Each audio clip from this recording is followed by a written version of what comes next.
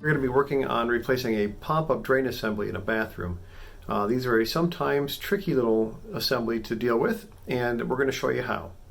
Alright, so I've got an assortment of tools and the equipment for the pop-up drain. Now normally I would have a little plug that goes in here, and that is the portion of the pop-up drain. Ours is currently missing, so it's a good opportunity to replace one for this video. So I've got a new assembly here. Let's take it out of its package. As you can see, it has the pop-up section, and that just sits down in the sink. A lot of times they come with this plastic film on there that's to keep it protected and clean. You just peel that off and take care of that.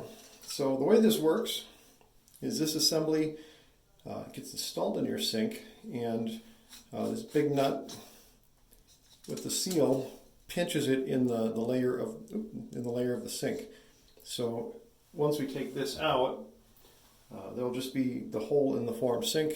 This will drop in, the seal will go up, the nut will screw on, and there'll be a line of sealant around the base of this, and it'll pinch in place. And then our tube will screw onto the bottom,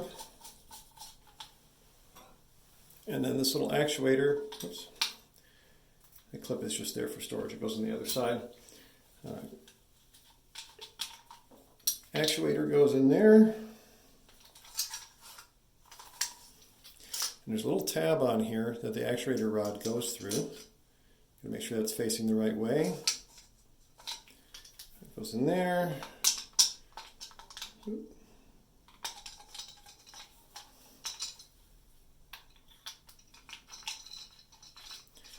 It screws on here.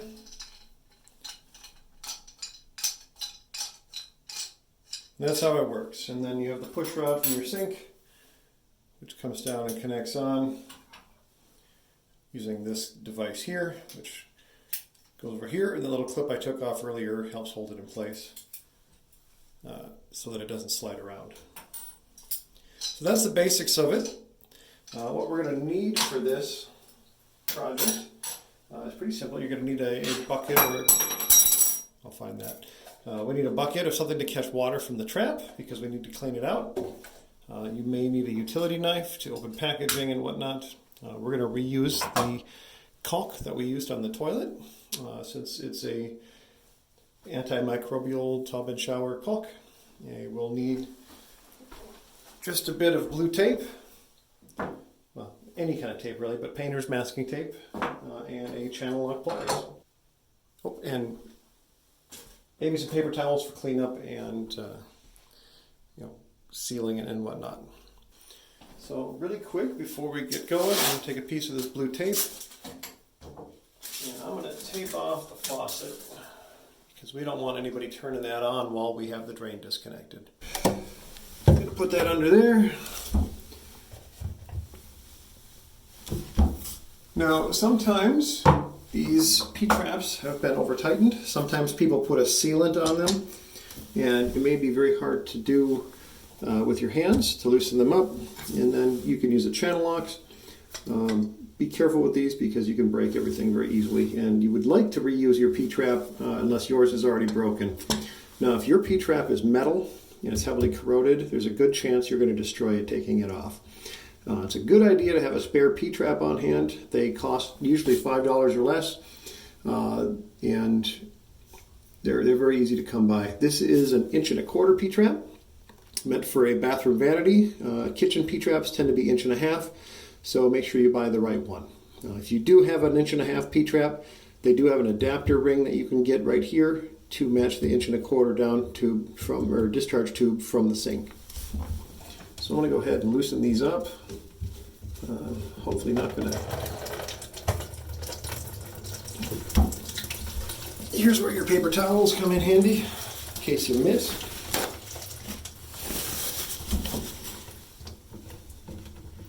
All right. All right. And because this is called a slip joint fitting, once one side is disconnected, we can just gently pull down, and you'll have it all out of there. Dab it off, set it aside. This is usually the worst part of the process because this typically stinks. Okay, I'm just going to mop up a little bit. All right, so now we need to get the tube out of the sink.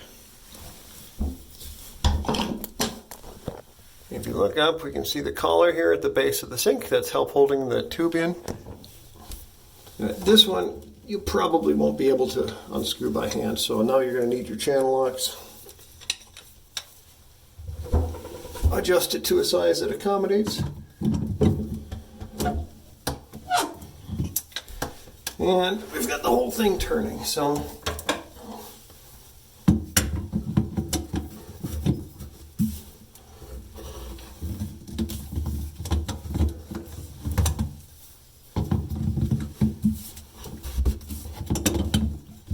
I'm doing this blind.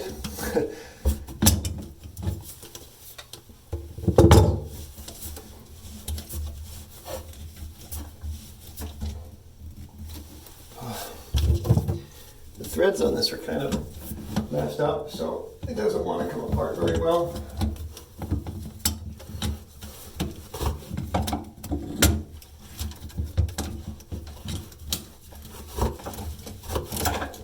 We're just going to turn it any way we can to get it to come apart. Alright, this one's kind of a cheapy one. This one just clips on. So we have to get that out of the way to get our lock collar off. And it's done.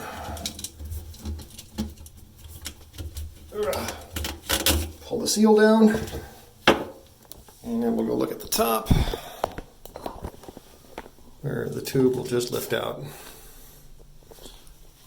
So as you can see, I just need to clean the gunk out of this. It's obvious that this had been leaking a little bit. It was all gummed up. One more clean towel worth, just to get the area around it nice and clean. So again, this is where we're going to put our sealant when we put the new tube in. So we want to make sure that's nice and clean and dry. Alright. So nice and clean in there. Just a hole through the bottom of the sink. And I wiped it all up. So once again, take this apart, take the tube out, take the lock nut off.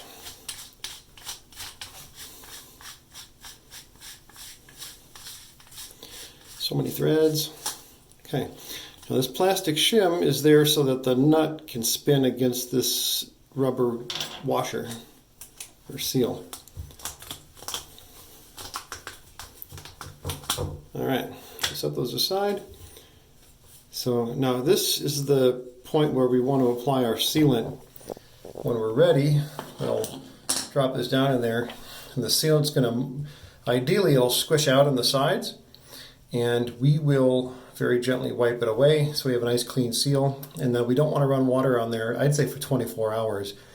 The silicone caulking that I have says it's good in an hour, but I don't want to risk it because water will usually melt the caulk. You can also use plumber's putty. If you do use plumber's putty, it's very stiff, so you'll want to work it so it's malleable, and then really squish it down in there and wipe away the extra. Plumber's putty you can use right away. So once you're done installing, if you're using plumber's putty, that sink is good to go. I like the silicone. I think it makes a cleaner installation, but up to you. You can use either. Alright, I'm going to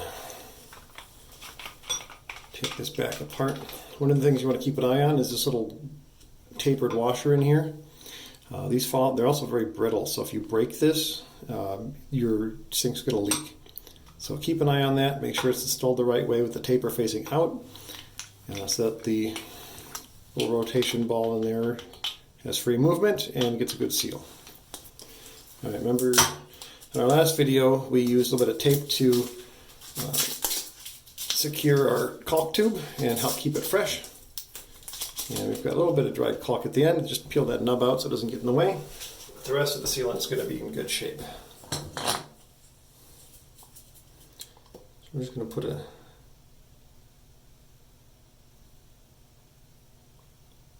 healthy bead of silicone on here. Don't have to go crazy, but we want enough to squeeze out.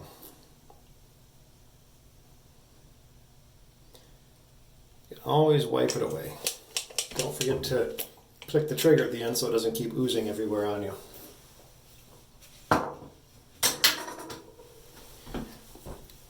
Alright, very gently lower that in there. And I get a nice amount of squeeze out. I'm not going to press it down fully until I'm ready to secure the collar on the bottom, because we want to be able to compress it with the tension ring or the lock nut. So I'm going to be holding that in place with my fingers while I put the lock nut on to make sure that it doesn't slide around, because it is very loose right now. Just gently. So again, tapered seal, taper goes up.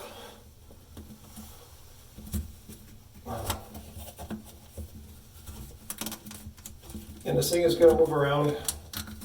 Do the best you can.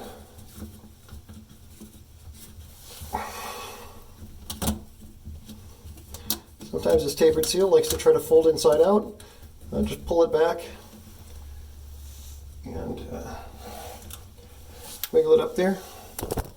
So you can see I got the tapered seal, the big rubber thing kind of plunged into the hole at the base of the sink. That is how you want it to be. And then your washer and the lock nut.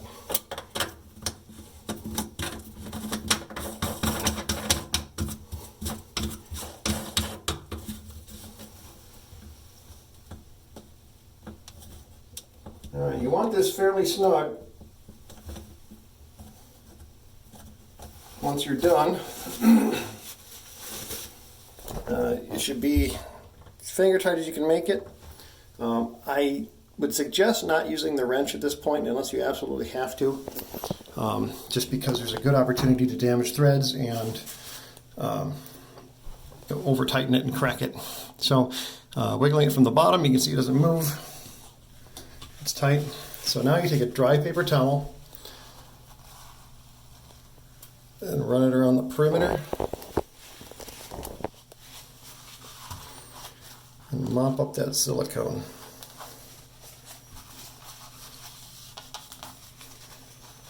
You should be able to get a fair portion of it. Bottom of the sink is going to be a little bit shiny from the silicone. The main thing is that you get the ring clean. Don't worry about digging in there too hard. You just want to have a nice clean insulation. The silicone is sealing between the sink and the plastic ring at this point. There shouldn't be gobs of it everywhere. So that part's ready to go. Again, our faucet's taped off because we don't want any water running. Alright, this thing always seems to fall out. There's a little rubber seal that goes in here, goes right in the top. I'll make sure that's in there. Screw this on. You might have to futz with it a little bit to get it. You want it to point backwards. You stop. Alright. I ultimately had to turn the whole thing. Do the best you can. It needs to point backwards. From above, you take your push rod from your faucet and run that down. Alright, remove the old one if you have one. Then run your new one in. That's where this guy comes in. So you slide the rod over it and then you tension this down. So back your nut out a little bit.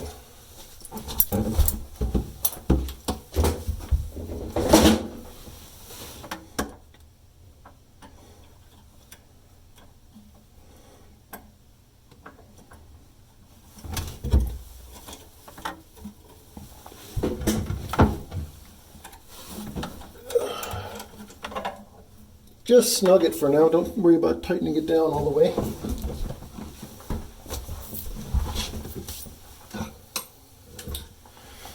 Next, you bring your pop-up drain plug and the actuator rod.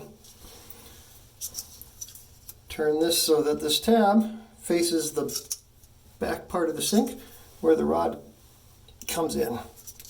So that rod comes in like that.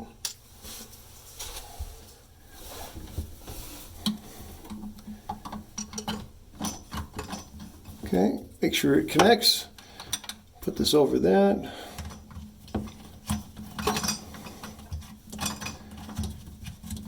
Tighten this down. Now you don't want to over tighten this. This is a common leakage point for sinks, and over tightening it'll break that little seal. So this guy slipped off already. This is where a lot of people run into problems, because if your sink is too close, this push rod's going to hit the wall. I've actually had people have to cut these off before. If that's the case, just get a hacksaw and trim it where you need to if you have a really close sink or something like a pedestal sink. But trim it as we need to. So in this case, since this fell off, I'm going to line it up here for where I want the overlap. Pick a hole, get the clip. This is where it gets fun. Put the clip on halfway, hole, and then put the clip on the rest of the way. Pinch the clip. That'll let you slide it forward.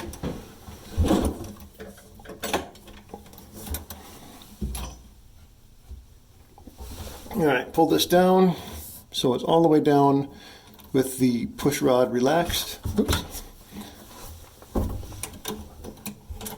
Go ahead and tighten this. Here we'll adjust our channel locks in.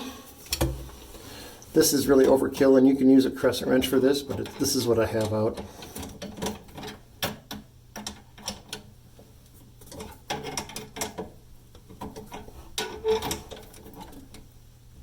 Give that a few turns so that it doesn't slip. And that way, when you pull your actuator rod,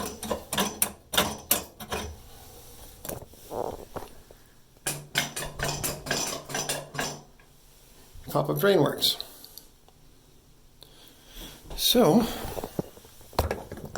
the main part of it is installed. Now we're going to go back to our Ptrap. Remember this part? Okay. Now, this time, instead of just pushing it back on, you actually got to unscrew this, because inside of there is this tapered seal. This is the bane of most people's existence when they're working with a plastic Ptrap assembly or a slip joint fitting. People over tighten these, or they just try to push it on and they push these down inside and they break. You got to be gentle with these. So, put the collar back on first. Oops. Then put your tapered seal on, taper facing down so it goes into the pipe, and then line this up. This one's got a built-in taper, so you just slide the collar back. If you did it right,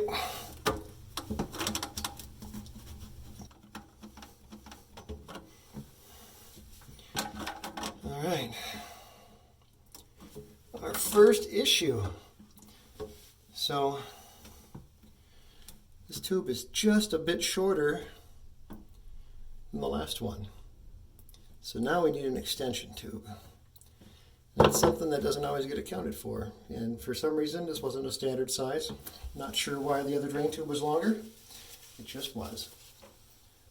All right, so we ran into an issue where the new discharge tube is shorter than the old one, and the Ptrap no longer lines up. So, as so often happens when you're working on plumbing, we've run into an issue where we have a choice to make. We can run to the store and purchase an extension tube for $2, which if you think this might be an issue for you, you could buy it at the time you buy your Ptrap. You might be tempted to go with something like this. I encourage you not to. These flexible extensions are not allowed by FHA or VA. I think code is kind of soft on them, but the problem is you know, these extension pipes, they split. They also collect garbage. They fill up with scum and debris and make for a stinky drain and a potential leak, and they're just a nuisance. So try not to use these. They're also usually very cheaply made. Don't use it. The reason I have this is I think somebody gave it to me in a box of plumbing supplies and I just never got rid of it. So don't use that. So the other option to running to the store, especially in a time like now, is repairing or rebuilding the old pipe with parts from the new one, which is what I'm going to do. So I'm going to show you that now. First thing we're going to do is we're going to take all this back out. I know, frustrating, but we will survive, and we'll carry on and get it done in the end without a run to the store, hopefully. Okay, we'll let that dangle. We're going to unscrew this tube. Throwing stuff around. Don't forget to retain your parts for your slip joint.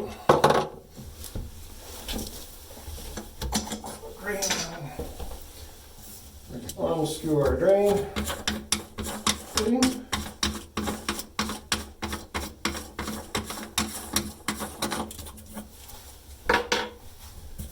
Pull our seal down gently because we still have to use this.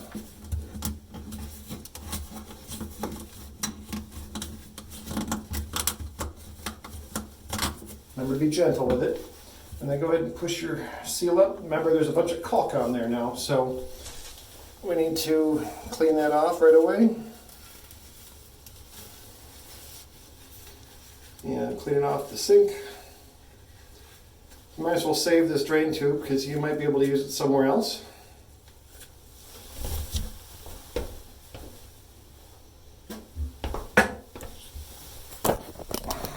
As you can see, silicone already started drying. That's because this is a quick dry one. So I'm going to peel a bunch of that out of there.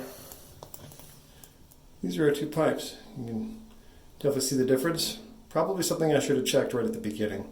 That's on me. But we're here now, so we're going to do what we can to recondition this one using the parts of this one. These should be the same size. So a lot of scale and debris on here. This will actually clean up quite nicely with a little bit of scale or line removal. I happen to have some of this stuff handy and a little bit of steel wool. This is going to clean up really nice. Remember, your drain is not attached to anything, so don't go crazy. Just get a little bit on there. Steel wool works great for cleaning tough stuff off metal without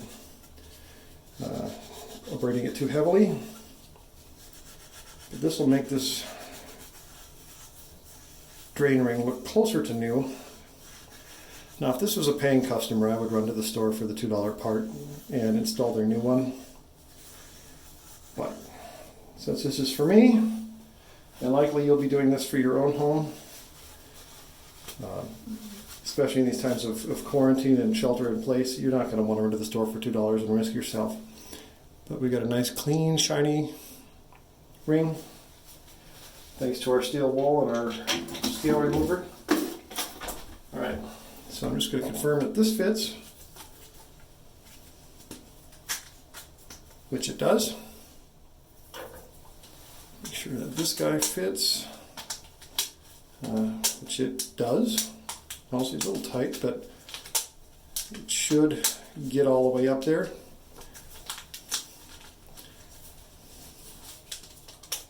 We still have our rubber seal for the tube, or for the lever. I'm just going to make sure, actually this one has its own lever. That was this thing, remember I pried that out. Just clips on there. We're going to make sure this fits in there. It is a little bit small. It does appear to work. I'm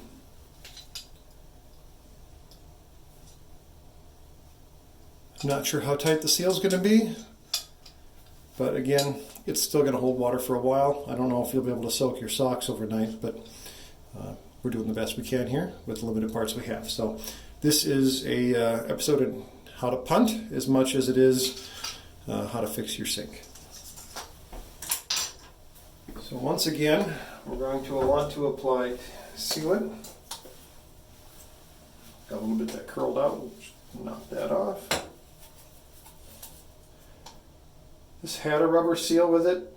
That rubber seal had failed completely. I'll show it to you here in a second. I'm just getting plenty of silicone on here. Since this one had a rubber seal, it's flat. The other one had a bit of a taper to it. So we want to make sure we have enough sealant to actually touch the sink on all the sides and squeeze out.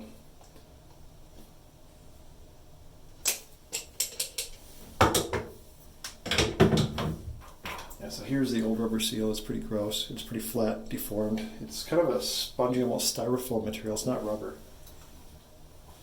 Alright, so since this one's got our lever port on it already, we want to make sure this faces backwards towards the back wall.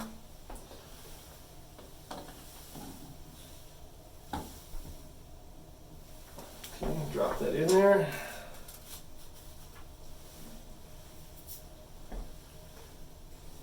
And since I showed you the last one from the bottom, I'll show you this one from the top. Bring my parts. Remember, it's going to squirt around a little bit. It's okay. That's why we put extra silicone in there. Keep my seal nice and tight, making sure we're facing the back with our access port for the drain lever. Has to be facing the back wall.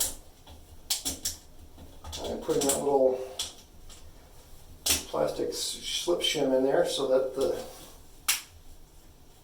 tension ring can work. And putting our lock nut on.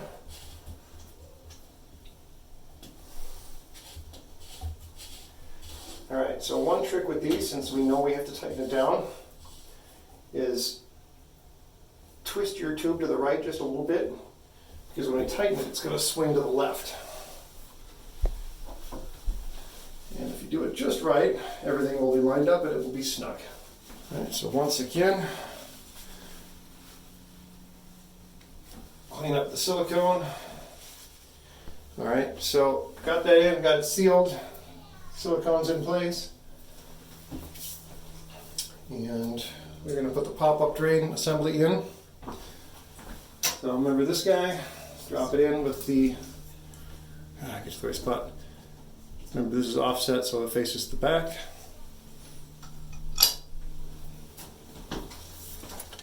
Actually, I'm going to take the old one out.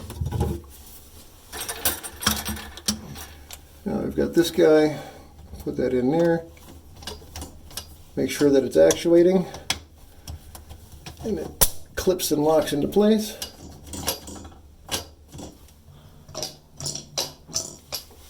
Okay, putting the Ptrap back together. Remember this guy, the tapered ring with the tapered facing down. Sliding this up, and since we already knew this fit,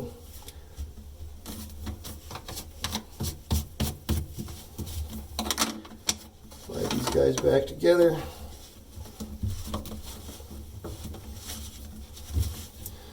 For Ptraps, I like to have all the components just a little bit loose until you have everything lined up, and then get them so they're finger tight, and then just go like a quarter turn more, and that's it. If you over tighten a Ptrap, it will leak. It deforms that tapered seal and makes it crack or break or leak all over. So we have all that back in place. This guy had this goofy piece on here. We're going to see if we can reconnect that. Lock that in.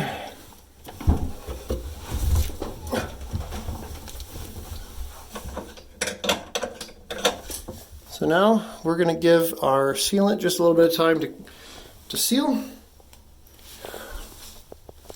We've got our new seal up here, we've got our old nut, got our tapered assembly back together for the pop-up drain lift, and our Ptrap is all back together. So we're going to give this a little bit of time to cure, and we'll come back and test it, make sure we're leak-free. All right, the moment of truth.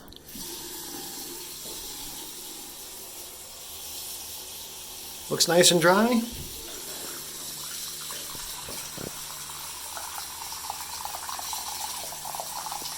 And once it's holding water, That is the other time it might leak. And it looks like we are also dry. So this is a success. All right, so we were able to rebuild our previous pop-up drain tube with parts from the new one and parts from the old one, and get everything working and draining and sealed properly. So now we have a pop-up drain that works, and we don't have any leaks. And like I said, it was a bit of recycling.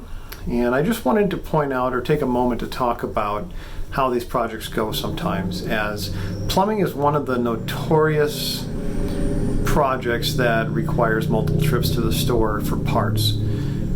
So I used parts that I had left over from previously purchasing a faucet assembly that came with a new pop-up drain. I didn't need to replace that pop-up drain because the faucet and the current drain matched, and there was no problems with that one, so I just kept it. So that was why I had one that was too short. So ideally, I would have taken that apart and brought my tube with me to the store and purchased something that fit. Now, in these times when everybody's stuck at home and going to the store and browsing isn't really realistic, you could measure it ahead of time and attempt to order the proper thing, or just plan on ordering an extension tube. They're literally like $3, and just have it on hand. And you can always send it back, you can always keep it for a future project. But having a few spare parts around is always beneficial. Much like in the toilet video when I talked about the compression valve and having one on hand. So ideally, like I said, I would have shopped ahead of time after having looked at what I have currently, and that helps defer or eliminate some of those problems you find that require 6 trips to the store, by looking at what you have, what you need, and getting the right stuff the first time. So a little bit of forethought always helps. If you're using parts that you have laying around like I did, being flexible and taking a moment to look at what is wrong and what you can do to fix it. Now obviously, don't go start cutting up chunks of garden hose and putting things that are non-standard parts in there and getting up with goofy hamster trails under your bathroom sink. That's not what I'm suggesting, but take a moment, step back. I know it's frustrating. Deep breath, zen, and then evaluate what you need for parts, and then go and get it. And in addition to that, like I said, if you can order ahead of time, a lot of stores like Home Depot, Menards will actually pull the parts for you and have them waiting at the desk, so you don't need to wander around the store right now. You can just walk in, pick it up, and leave. So if you have any questions, please feel free to leave them in the comments below.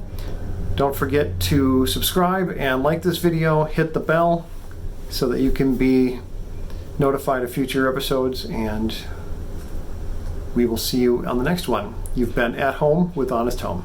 Have